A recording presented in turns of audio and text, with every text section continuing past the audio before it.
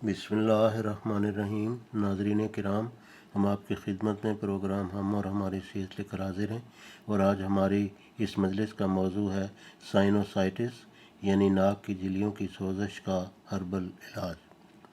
اس کی مختصر علامات: مسلسل چھینکیں آنا، ناک بہنا، ناک کا بند ہو جانا، سر درد، سر بوجھل محسوس ہونا، ہلکا بخار، اعضاء ٹوٹنا، ناک کی بندش کے سبب آواز بھاری ہونا۔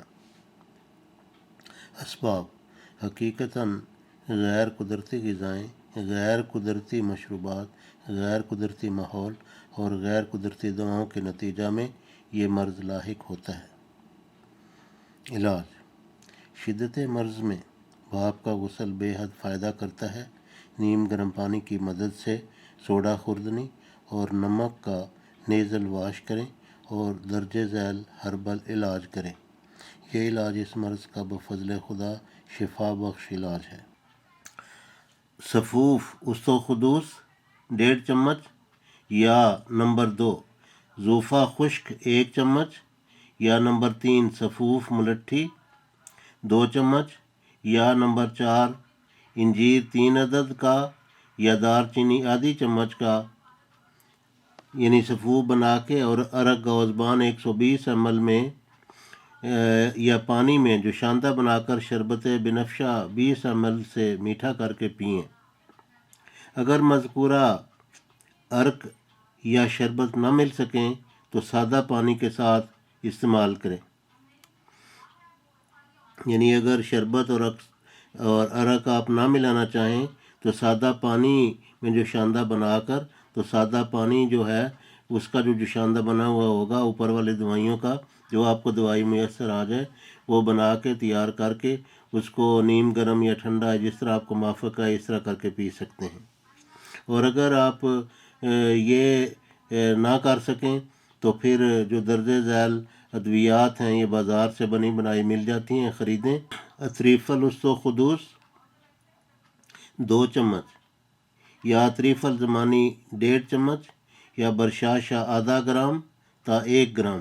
یہ یاد رکھیں کہ برشاشہ زیادہ مقدار میں استعمال نہ کریں، برشاشہ آدھا گرام تا 1 گرام یا تریاک نزلہ 2 چمچ یا لہو کے کتان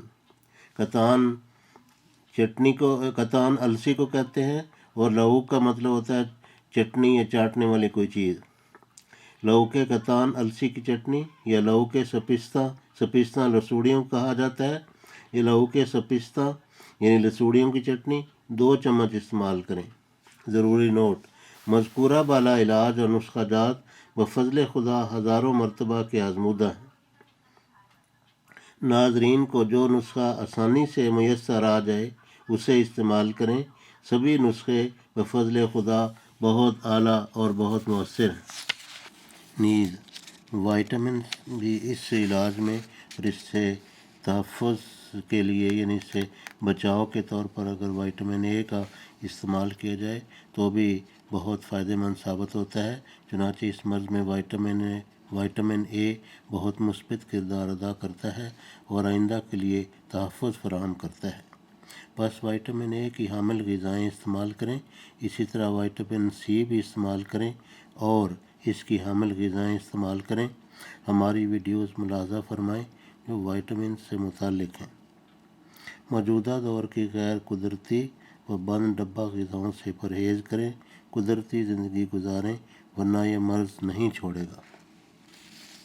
کسی اچھے دواخانے کا حب ایارج یا حب کوکایا خرید کر استعمال کریں، پرانے سائنوسائٹس اور دائمی نزلہ کو جڑ سے اکھاڑ دیتا ہے۔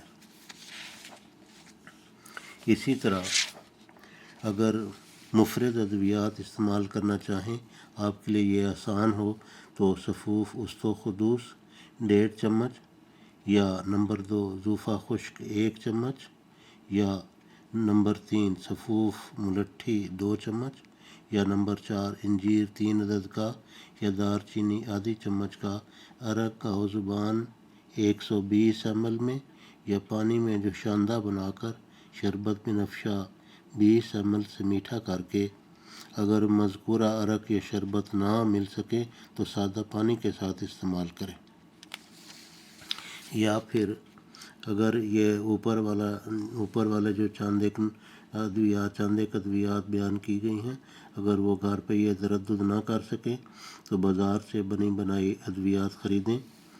اطریف الاسطوخدوس 2 چمچ یا اطریف الزمانی 1.5 چمچ یا برشاشہ آدھا گرام تا 1 گرام، برشاشہ آدھا گرام تا 1 گرام، یا تریاک نزلہ 2 چمچ، یا لعوق قطان یعنی السی کی چٹنی، یا لعوق سپستان لسوڑیوں کی چٹنی 2 چمچ استعمال کریں۔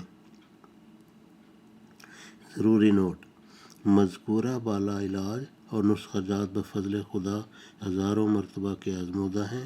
ناظرین کو جو نسخہ آسانی سے میسر آ جائے اسے استعمال کریں۔ سبھی نسخے بفضل خدا بہت اعلیٰ اور مفید ہیں۔